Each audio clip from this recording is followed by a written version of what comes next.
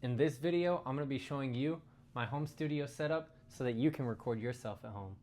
First and foremost, we've got the beautiful Shure SM7B, the legendary vocal microphone.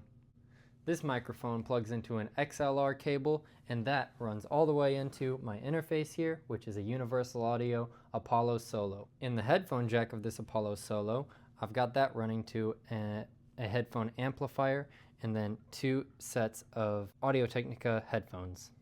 This Universal Audio Apollo Solo is also connected to 2 studio monitors, a left and a right. These are Yamaha HS8s, or 8-inch studio monitors. And the centerpiece of this all is a MacBook Pro 16-inch, and I'll show you the specs here. So the chip is an Apple M1 Pro, and then the memory is 16 gigabytes. I just got that because, you know, I don't want anything to crash. On my old Windows computer, everything would always crash, and so I just wanted as much memory as possible so that I can run the big projects that I always work on. As far as storage, I've got 500 gigabytes of hard drive storage on this, and then I've got a Lacy that is a terabyte. Connected to this computer is an Arturia Keylab 49, and connected to this Arturia Keylab 49 is a sustain pedal. I also have my mouse and the USB for the MIDI keyboard plugged into this little hub here, and all of this is run into Ableton Live 12. I am also temporarily in this room, so I don't have these sound panels actually hung up, but these are mainly Preem Acoustics. I got the big ones off of Facebook Marketplace, but they definitely make a huge difference, so I would definitely recommend, if you don't have acoustic treatment, getting some sort of acoustic treatment. Also, acoustic treatment can be at-home things, like a lot of times bookshelves work really well if they're full of books, or you know, a big couch that's you know, not like a leather couch, but like a fuzzy couch, something like this. If it was a couch like this, it would work really nice. I've also got a cello, which I used to play the cello in middle school, but I haven't played in such a long time. I need to get back to it.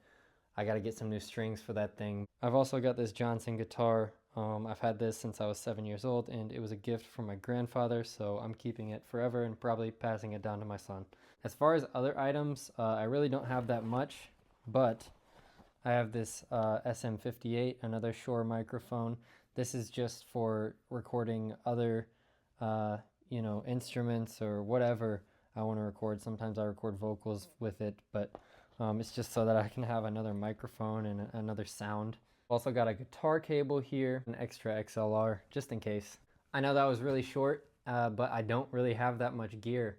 Like, I'm not a huge gear person. I like to do things more naturally, and I'm actually now trying to record my own samples and design my own sounds, so I just want to capture everything more authentically. But really, you don't even need what I have to record music. You can do it on BandLab or GarageBand nowadays. It's so easy. If you guys have any questions, just leave them in the comments. I just wanted to put this out there so that you all know what is kind of going on in my studio. I'm also planning on posting another video just to show you guys the signal flow and how all of this gear actually works and is useful.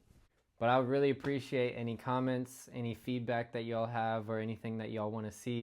I know that making music can seem kind of intimidating, but once you kind of get the handle on the basic things, it actually is pretty easy to lay something down and, you know, enjoy it. Other than that though, thank you so much for watching, and subscribe so that you can see later videos. Peace. I love y'all.